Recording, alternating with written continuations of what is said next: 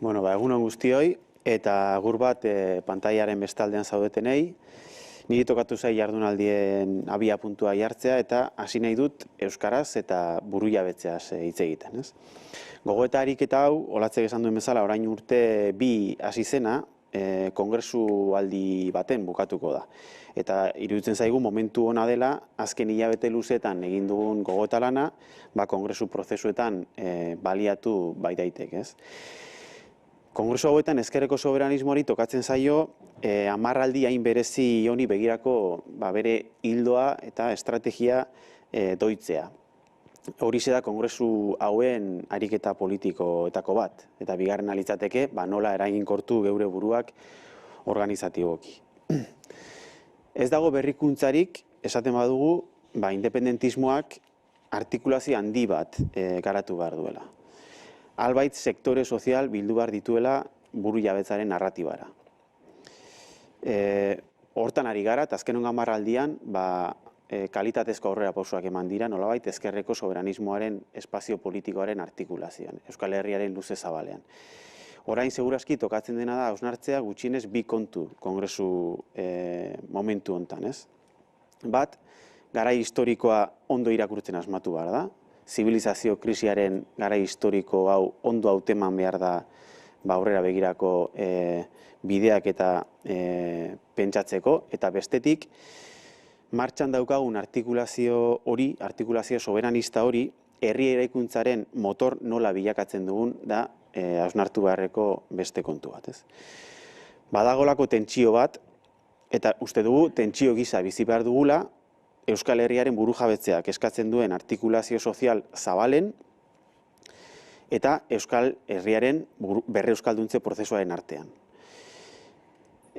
Burujabetze prozesuak hartu nahi du Euskal Herria eskala demokratiko gisa, eta hala definitzen du, eta nahi du, eta hortan ari da, ahalik eta herri sektore gehien bildu proiektu demokratizatzaile batera. Burujabetzaz ari garenean, ez gara soilik ari burujabetza formalaz, hau da, estatuaz edo estatu egituretaz. Ari gara baita ere, burujabetza materiala deitzen dugun hortaz. Funtsean, horrekin esan nahi duguna da, Euskal Herritarren arteko harremanak sendotzea eta Euskal kohesioa lantzea. Hau da, komunitate pertenentzia zentzu indartsu bat eraikitzea, izan ere hori segurazki ezinbesteko baldintza izango da burujabetza formalean ere urratsak emateko. Eta beraz, esaten dugu tentsio sortzaile bat edo emankorra izan daitekeela burujabetze prozesuak eskatzen duen artikulazio sozial zabalen eraikuntza prozesu hori eta Euskal Herriaren berreuskalduntze prozesua bera, ez? Eta hori ondo pentsatzeko oinarri bat behar dugula. Konfidantza bat geure buruarekiko, eta agian orain arte manejatu ditugun dogma batzuk ez digutela balio, ez?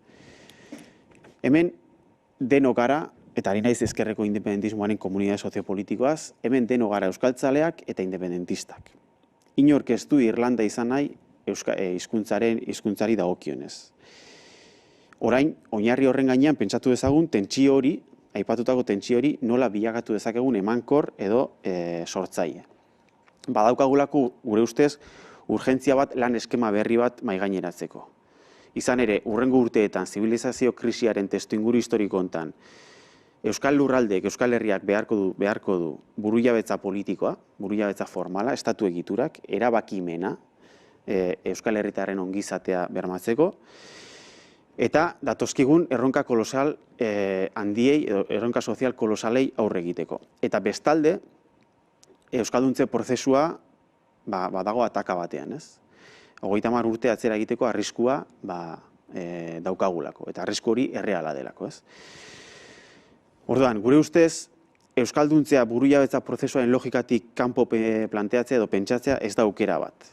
Argi daukagulako, eta historikoki horrela esan dugu, Euskarak burujabetza behar duela, burujabetza formala, hau da, estatua edo estatu egiturak, erabakimen formala, baina horra iristeke, edo horra iritsi aurretik, edo horra iristeko bidean, behar dugu nazio komunitate kohesionatu bat. Lehen esan bezala, burujabetza materiala nahi bada, ez? Euskalduntze prozesua globalizazio kulturalaren testuinguru historikoan, inoizko euskal gizarte anitzena izango dugun garai historikoan, eta digitalizazioaren aroan beharko du nazio komunitate kohesionatu bat. Gutxienik euskara gertu sentituko duena. Hau da, Bilbon bizitzea eta Nueva Yorken bizitzea gauza bera baldin bada, itsaso hortan euskarak dena du bere kontra. Eta beraz, ezin daiteke berdina izan Bilbon eta Nueva Yorken bizitzea. Bilbon bizitzea izan behar da, komunitate edo Bilbon bizitzea ekarri behar du komunitate, nazio komunitate baten parte sentitzea. Eta esan bezala hori ez da aski, baina bai ezinbesteko baldintza. Eta bestalde, euskalduntzea balizko eskenatoki etorkizuneko eskenatoki batera atzeratzea, hau da, estatu gareneko balizko etorkizuneko estatu batera atzeratzea ere, ez da autu bat, lehen esan bezala, ez badugu nahi euskalduntze prozesuan atzerapozu larriak eman hurrengo urteetan. Beraz, esan bezala, tensio sortzaile gisa planteatu behar dugu honako hau, eta pentsatu behar dugu nola eman daitezken bi norantzako elkar elikatze prozesuak, ez? Norantza bat hartuta, eta adibide konkretua jarri asmoz, euskal eskala demokratizatzaile bezala ulertzen badugu, eta hala ulertzen duten proiektu komunikatiboak baldin badauzkagu adibidez Euskal Herrian, nolabait Euskal Herria marko kognitibo autozentratu bezala eratu nahi dutenak, eta berreuskalduntze prozesuarekin konpromiso bat adierazten dutenak, komunikabide elebidunak adibidez, ari gara pentsatzen halako proiektu komunikatiboek ze ekarpen egin diezaieketen euskalduntze prozesuari. Nola ekar ditzaketen gizarte sektoreak lehenik eta behin euskal marko kognitiboa autozentratu batera eta gero hortik euskarara, ze paper bete dezaketen horretan. Gure ustez, adibidez hori ez da behar besteko arretaz aztertzen momentu honetan, ez? Gehiago kontutan izan da, adibidez, adimen artifizialak ze inpaktu izango duen komunikazio sisteman eta ze puntutaraino eragingo duen hizkuntza erabileran, ez? Eta beraz, ze mehatxu dakartzan, baina aldi berean, ze aukera berri irekitzen dizkigun euskal komunikazio sistemari dagokienez. Beste adibide bat norantza berdinean. Demokratizazioaz ari gara, burujabetzeaz ari garenean. Ez ote garenari aukera galtzen, hizkuntza eskubideen urraketa demokrazia arazo gisa planteatzeko, eztabaida politikoan, edo gutxienez diskurso hori, hau da, hizkuntza eskubideen bermea, demokraziarekin lotzen duen diskurso hori beste tonu eta intentsitate batez lantzeko, ez? Eta horretan, hizkuntza eskubideen aldeko borroka agenda politikoaren lehen lerrora ekartzeko. Ez ote garen aukerak galtzen ari zentzu hortan, ez? Eta orain kontrako norantzan, zer eman diezaioken euskarak burujabetze prozesuari, ez? Edo Euskal Herriaren burujabetzeari, ez? Burujabetzeari. Ari gara pentsatzen behar besteko intensidadez edo behar bezala inoizko euskal gizarte kulturalki anitzena izango dugun garaian euskarak ze ekarpen egin dezakeen gizarte kohesioaren eraikuntzan, nola lagun dezakeen bizikidetza inklusibo baten eraikuntzan, jakinda ze migrazio fluxu aurrikusten diren hurrengo urteetan, seguraski ez beharko genukeen moduan eta behar dugun urgentziaz. Beraz, guk ezkerreko independentismotik begiratzen diogu berreuskalduntzeari, uste dugu hori dela, horrek izan behar duela gure ekarpena, eta egin dugun gogoetaren funtsa honako hau da. Ezkerreko independentismoaren begiradatik, bere estrategiaren eta hildo politikoaren parametroetan nola ulertzen dugun berreuskalduntze prozesua, eta zeintzu diren gure ustez, euskalduntze fase berri baten garapenerako hildo nagusiak. Eta oso labur esan da gure tesia litzateke jauzi bat behar dugula hizkuntza politikan, eta euskalgintzak mugimendu sozial bezala, edo herri mugimendu bezala, behar dituela arnaz berritzeko bide berriak hurrengo garaietan. Hau esanik, pixkat nahiko genuke egin dugun gogoeta estrategiko hau, eta datorren astean publikatuko dugun dokumentu horrek jasotzen duen gogoeta estrategiko hau, pixkat lurreratu momentu honetan euskalgintzan ikusten dugun panoraman, ez? Edo nola ikusten dugun guk pixkat momentu honetan euskalgintzan gertatzen ari den edo garatzen ari den dinamika soziopolitikoa, ez? Bueno, uste dugu ez goazela oso bide honetik edo, ez? Batetik, bueno, sumatzen dugu olako diskurso liberal samar bat edo ari dela indarratzen, ez? Azken aldian. Asko hitz egiten da euskararen etorkizuna euskal hiztunon esku dagoela, ez? Eta hortik nahiko erraz iradokitzen da euskal hiztunona eta geuretariko bakoitzarena modu individualean, lehenik eta behin, dela euskalduntzearen ardura. Eta hor, bueno, egon daiteke desplazamentu bat, nolabait alduntzearen diskursotik beste honetara, ez? Orain dela urte batzuk, Korrikak plazaratu zuen alduntzearen diskurso hori, ez? Euskaldunon komunitate artikulatu nahi zuen diskurso horretatik, zeinak interpelatzen duen norbanakoa. Interpelatzen du eta saiatzen da euskarriak ematen alduntzeko bere eguneroko bizitza euskaran ardazten ez duen euskaldunari tresnak emateko hizkuntza ohitura aldatu dezan, bere hizkuntza ohiturak aldatu ditzan, eta geure bizitza euskaran ardazten dugun euskaldunoi tresnak eman diezaizkigun, gure hizkuntza ohituretan berresteko, ez? Hor badago interpelazio bat norbanakoari, berriro alduntze saiakera bat, norbanako interpelatzen duena, baina beti ere talde ariketa gisa planteatzen dena, ez? Nolabait euskaldunen komunitate hori edo artikulatu nahi zuen diskurso hori, ez? Gure ustez, Korrikak plazaratu zuena eta oso ekarpen interesgarria izan zena duela urte batzuk, ez? Baina azken aldian igual, eta hau da pixka gure susmoa, ez ote garen desplazamentu bat ikusten ari, ez? Nolabait ardura individualaren gorazarre moduko bat, eta horrek ez ote duen bidea zabaltzen ardura komunitarioari edo publikoari uko egiteko edo nolabait ardura komunitarioak edo publikoak izan behar direnak eta kasu neurri handi baten instituzio publikoek bere gain hartu behar dituztenak norbanakoen bizkar gaineratzeko, ez?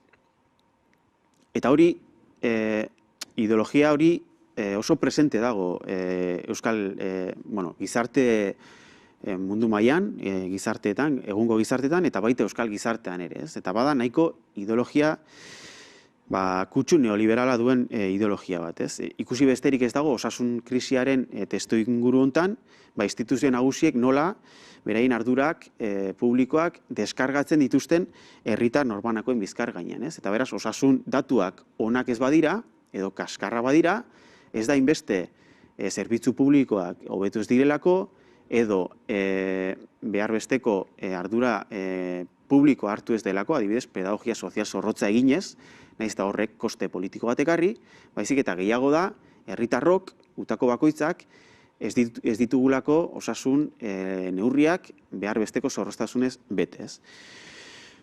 Eta galdera da, ez ote garen ari antzerako bide bat edo egiten euskarari dagokionez ere hainbat diskurso edo hainbat joera ikusita. Hori da pixkat gure kezka plazaratu nahiko genukena. Euskaraldiaren arrakasta kuestiona ezina da eta euskaraldiak gauza asko ekarri ditu euskalgintzara eta euskal herrira balioan jarri behar direnak eta guk balioan jarri ditugunak iraganean, ez? Baina egia da euskaraldia jartzen duela arreta norbanakoarengan. Eta hori izan daiteke ariketa kolektibo alduntzaile bat, zalantzarik gabe. Kontua da euskaraldiaren testuinguru hontan ikusten ari garela instituzio nagusien partetik inoizko jarrera arduragabeenak euskararekiko, ez? Pandemiaren testuinguru hontan euskara desagertu da plaza publikotik eta eman zaio bigarren mailako posizio edo leku bat, leku simboliko bat, ez? Gure arduradun instituzional nagusiek, bai EAN eta bai Nafarroan, gaztelera hutsez komunikatu dute momentu larrienetan. Eta horrek ematen du mezu bat, eta mezua da, momentu importantetan, gauza serio eta hitz egiteko, euskara ez dugula behar. Eta diskurso horrek plazaratzen duen mezua hilgarria da euskararentzat. Eta egiten dion kaltea da, Auzitegi Goreneko edozein ebazpenek egin diezaiokena, baino askoz larriagoa. Eta gure ustez hori izugarria da, eta ez dugu antzeman tamainako reakzio sozial ez politikorik Euskarari halako kaltea egin dion arduragabekire instituzional horren aurrean. Hori pandemiaren testuinguruan pasada, baina beste adibide bat emango du, oso adibide konkretua dena, baina oso adierazgarri. Eta da, abenduaren 29an Eusko Jaurlaritzak publikatu zuen Next Euskadi dokumentua, zeinak jasotzen duen Europako dirulaguntzak nola baliatu asmo dituen Eusko Jaurlaritzak. 3 aste pasa dira, dokumentu hori gaztelera hutsez publikatu zen, 3 aste pasa dira eta gaur daguna dokumentu hori ez dagoena eskuragarri euskaraz. Hau da, halako importantzia politikoa duen dokumentu bat euskaratzeko beharrik sentitu ez duen gobernu bat zertan ari da euskarari dagokionez, ez? Eta nola uztartzen den hori euskaraldiaren alegin kolektiboarekin, denok eta gure borondate onenarekin egiten ari garen alegin kolektiboarekin, ez? Nekez uztartzen da, ez? Pandemian euskarari eman zaion tratu instituzional horren ondoren iritsi da euskaraldia injustu, eta ondoren euskaraldiaren ondoren iritsi da 2020 urte hain konbulsoni honen balantzia egiteko momentu, euskalduntzari dagokionez. Eta irakurketetako bat izan da, nolabait euskaraldiak balio izan duela euskara berriro agenda politikoaren erdigunera kartzeko, ez? Eta mezu horrek ere sortzen du nolabaiteko ezin egon bat, ez? Hortik ze interpretatu behar da, ez? Euskaraldia behar dugula instituzioek hartzen ez dituzten ardurak sortzen duten egoera larri hori konpensatzeko. Hau da, euskaraldia zer da, edo zer izan behar du, mekanismo konpensatzaile bat. Hau da, gure bizkar gainean jarri behar dugu euskalduntzaren zama guztia, ez dago ardura komunitario publiko instituzionalik, eta hori esigitzerik, hori eskatzerik gutxienez. Honek bizkat eramaten gaitu gogoeta bat egitera, ez? Eta da, hausnartu beharko genukela gertatzen ari den hau, ez? Ze dinamika soziopolitiko ematen ari den momentu honetan, eta gure pixkate analisia bada, antzu samarra gertatzen ari den dinamika baten erortzen ez ote ari garen, ez? Ez ari ote garen erortzen, ez? Are gehiago, frustrazio handi bat sor dezakena epe laburrean euskal hiztun komunitatearen baitan, ez? Eta halakorik ez dugula behar ez dugunez, ez? Zentzu horretan, ez dakit, irudiruke batzutan eztabaidari beldur zaiola, ez? Eta horrek izan dezake erro bat, segurazki iragan zikloan bizi izan dugun gatazka politikoak dena zipristin du, ez? Onerako eta txarrerako. Eta badago trauma moduko zerbait edo, agian urrengo belaunaldiek gaindituko dutena, aurreko zikloa bizi ez dutenek, ez? Eta gero batzuk eta besteok, eta hemen denok sartzen gara, baditugu askotariko dependentzia moralak. Eta badira baita dependentzia ekonomikoak ere. Eta hori ere ezaguna da, eta normalidade guztiarekin planteatu behar da, ez? Euskalgintza mugimendu erakundetua baita, adibidez, feminismoa ez den bezala, ez? Guk uste duguna da, gatazkari ez zaiola beldurrik izan behar, baldin eta kultura politiko bat badago gatazka hori kudeatzeko gai dena, herri terminoetan errentabilizatzeko gai dena, ez? Hau da, demokrazia hain zuzen hori da, gatazkaren kudeaketa posible egiten duen mekanismo edo multzoa, ez? Eta normala, hau da, demokratikoa, ezinbestekoa, gizarte osasuntsu baten adierazle da euskararen inguruan diskurso eta proposamen ezberdinak egotea. Eta lehia ideologikoa egotea euskararen inguruan. Azken finean, euskara bizitzaren beste esparru bada. Eta bizitzako edozein esparru bezala politikoa da. Eta normala da, eta demokratikoa da, eta ezinbestekoa da, diskurso eta ikuspegi ideologiko ezberdinak egotea bere euskalduntzeari dagokionez ere bai. Afera da, alderdigintzak gidatzen gaituen, ala herrigintzak gidatzen gaituen. Eta hor, uste dugu, estatu paktu bat behar dela. Herria alderdiaren gainetik, denok ala denok eta beti. Eta printzipio gidari hori aintzat hartzen bada, gatazkari ez zaiola beldurrik izan behar, ez? Uste dugu politika izki larriz egiteko garaia direla hauek, eta guk estatu zeneko eztabaida politiko bat proposatzen dugu, mugarik gabea. Orain artean aurreratu duguna euskararen ezagutzari dagokionez eta erabilerari dagokionez, eta gaur euskara gizartean duen atxikimendua oinarri hartuta, hizkuntza politika berri baten inguruko eztabaida egin behar dela deitzo. Hizkuntza politika izki larriz idatzita. Eta horrek eskatzen du hizkuntza orain arte edo gaur arte ekarri gaituzten hizkuntza politikoen berrikuspen egiturazko eta integrala egitea.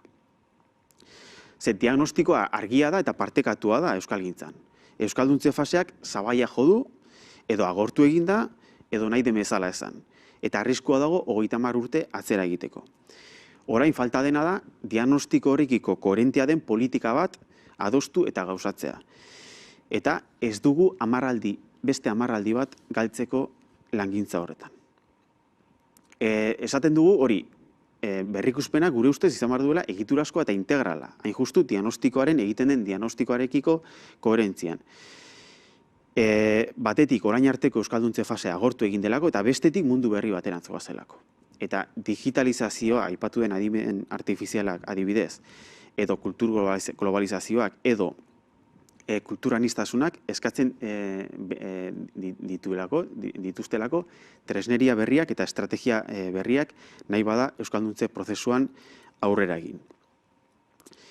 Eta hor ere, egiten diren plantamentu batzuekiko kezka ere ikusten dugu, ez? Momentu honetan adibidez ari da planteatzen lan mundua eta eremu ez formala direla erronka nagusiak. Eta guk hori zalantzari gabe, hori ez dugu auzitan jartzen, ez? Zalantzari gabe bi horiek badira erronka, ez? Baina bada erronka baita hezkuntza formala, bada baita erronka komunikazio sistema, bada baita erronka administrazioen euskalduntza, eta bar, ez? Eta beraz, hor ere, ez dakit zein den elementua, baina ematen du gatazkari beldur zaiolako hala, edo eremu batzuk, fundamentala direnak, aurrera begira, ematen du eztabaida politikotik, pixkat kentzen direla edo bigarren plano baten jartzen direla, ez? Eta horrek, gure ustez hori ez da plantamentu egoki bat, ez? Hain justu, errebisio hori estrukturala izan behar delako. Eta topeak ikusten direlako baita ere hezkuntza formalean, baita ere komunikazio sisteman, eta hor ere jauzi kualitatiboak behar direlako bai ala berrez. Baina bestetik, gaurko gizarte konplexuetan, ezin daitezkeelako eremuak hain modu hola estankoan edo definitu, ez? Hezkuntza formala eremu ez formalarekin interrelazionatuta dago eta hala ulertu behar da, baina baita ere komunikazio sistemarekin eta bar. Beraz, behar da ikuspegi holistiko bat eta momentua da, dena errebisatzeko modu egiturazkoan eta modu integralean. Bestetik, uste dugu ere, datorren munduarekiko prospektiba sendoago bat edo behar dela, ez? Lan mundua jarriko bada jomugan, eta hori bada erronka estrategikotako bat, lan munduan aldaketa handia datoz, ez? Bai digitalizazioarekin, baina baita lan egiteko moduen aldaketarekin, ez? Segurazki pandemiak azaleratu dituenak, ez? Eta orduan hor, euskalduntze prozesuak mundu hortan edo eremu hortan ze panorama aurkituko duen, horren inguruko prospektiba sendorik uste dugu ez gabiltzala manejatzen, ez? Eta bestetik, eta zehazki eremu formalari dagokionez, bada burujabetza formalaren elementua maigainean jarri barreko zerbait, ez? Maigainean dago jurisprudentzia bat, eta zehazki lasarte horiako Euskara Ordenantzari Auzitegi Gorenak egindako ebazpenak esaten du, gaur ez dela posible aurrei eskainitako aisialdi eskaintza euskara hutsez antolatzea. Eta badago jurisprudentzia bat hontan, eta beraz, variable hau edo aldagai hau ere maigainean jartzea ezinbestekoa izango da, ez soilik honi eremuri dagokionez, baizik eta oroar, segurazki berreuskalduntze prozesuak aurrera egiteko beharko dituen estrategia eta tresneria berrietan, funtsezkoa izango da autogobernu maila handiagoa edo burujabetza maila handiagoak edo estatu egiturak dena nahi den bezala esan, baina edozein kasutan burujabetza formala. Eta eztabaida hori ere mahai gainean jarri behar da benetan aurrera bide sendoak planteatuko baditu, ez? Beraz, guk uste duguna da, Euskaraldian lortu den lankidetza, instituzioen eta gizarte mugimenduaren edo herritarren artean lortu den lankidetza, hizkuntza politika berri baten deliberazio prozesu batera eramateko ordua dela. Gobernantza kolaboratiboa ezin daitekela eslogan hutsala izan, eta kasu honetan esan nahi duela, instituzio publikoen eta euskalgintza antolatuen arteko lankidetza ez hierarkiko bat. Hain justu, hizkuntza politika berri bat pentsatu eta deliberazio prozesu hori egin dadin, eta uste dugu hortan gainera ezin dela denbora gehiago galdu. Eta horrek eskatzen duela euskalgintza bere gain bat. Euskalgintza autonomo bat, esparru politiko instituzionalarekiko, edonor dagoelarik ere, gobernuan.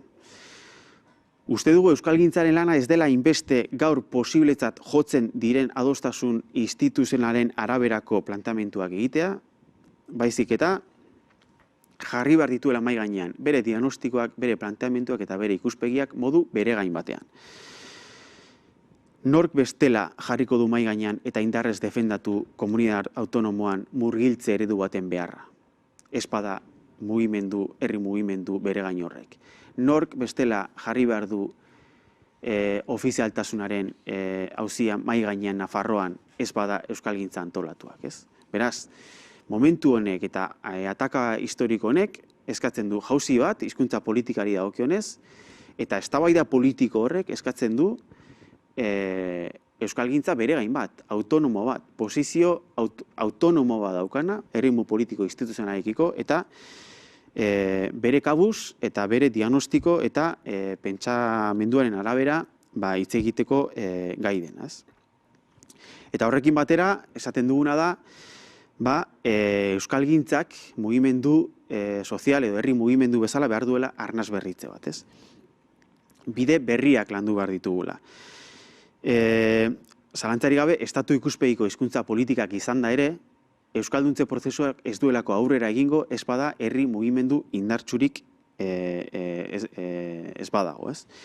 Eta euskalgintza iristen da ataka honetara, hau da, euskalduntze prozesua agortu den ataka hontara, mugimendu bezala ahuldua edo lausotua. Eta uste dugu ez gabiltzala behar besteko euskarri ideologikoak ematen, belaunaldi berriei hiztun kostiente egin daitezen edo izan daitezen. Ez gabiltzala behar besteko euskarri ideologikoak eskaintzen, belaunaldi berriei eta bestelako belaunaldi baita ere, hiztun kostiente izan daitezen. Dena euskararen kontra egongo den garai hontan, euskalduntze prozesua beharko du hiztun komunitate aldundu bat. Eta momentu honetan berriz diogu ez gabiltza hiztun komunitate aldundu hori birsortzen, segurazki ez. Eta hortarako euskarri ideologikoak ematen. Guk berriro diogu ezkerretik eta independentismotik begiratzen diogu euskalduntzeari. Eta uste dugu erronka handienetako bat badela aterki ideologikoa egungo mundura egokitzea, berritutako eta egokitutako diskursoekin. Ez diogu inolaz ere, diskurso bakar bat egon behar dela plaza publikoan. Zalantzari gabe, euskarak behar ditu diskurso asko eta orduan eta diskurso eraginkor gehiago, hobeto. Euskarak behar du prestigioaren diskursoa, behar du diskurso pluralista bat, behar du hizkuntza ekologiaren diskursoa, baina uste dugu faltan dela edo indarra edo lekua irabazi behar duela diskurso batek zeinak emango dizkien euskaldunei euskarri ideologiko sendoak hiztun komunitate bezala antolatu daitezen eta euskalduntze prozesuan eragin dezaten. Eta honekin batera planteatzen ditugu hiru bide nolabait praktika politikorako, ez? Baina horiek, jardunaldi hontan landuko dituen edukia dira, eta ni baino hobeto azaldu eta landuko dituzte hurrengo orduetan eta hurrengo asteko ostiralean ere gurekin egongo diren hizlariek. Beraz, gehiago luzatu gabe, eman diezaiogun hasiera euskararen plaza hutsari, eta asko ikas dezagun elkarrekin, eta denon onerako izan dadila. Besterik gabe, eskerrik asko.